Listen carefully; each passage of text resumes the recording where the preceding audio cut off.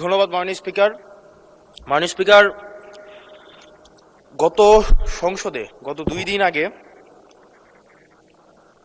বিদ্যুৎ জ্বালানি ও খনিজ সম্পদ মন্ত্রী বলেছিলেন যে কোনো জ্বালানি সংকট নেই এবং সবাই যারা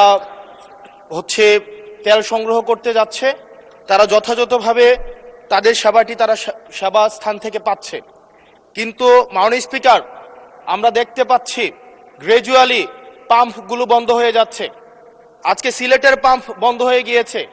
আমরা দেখছি যে রাস্তাতে লাইনের গাড়ির দীর্ঘ সারি এবং আমরা বারবার করে দেখতে পাচ্ছি যে সবাই প্রত্যাশিত সেবা পাচ্ছে না এবং কিন্তু দুঃখজনক বিষয়, সরকার এই বিষয়টি এড়িয়ে যাচ্ছে এবং মন্ত্রী এই প্রবলেমটি অ্যাকনোলেজ করার পরিবর্তে মন্ত্রী আগের মতো আমরা যেভাবে অ্যাভয়েড অফ প্রবলেম যেভাবে আমরা অ্যাভয়েড করে যেতাম, মন্ত্রীদের মধ্যে এক ধরনের প্রবণতা দেখা যাচ্ছে যে তারা প্রবলেম অ্যাভয়েড করছে।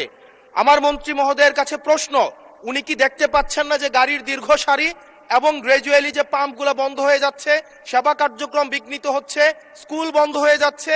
সেই জায়গাতে উনি কবে নাগাদ এই সমস্যাগুলোর যথাযথভাবে উনি সমাধান দিবে এবং উনি প্রবলেমটি অ্যাকনোলেজ করবেন কিনা?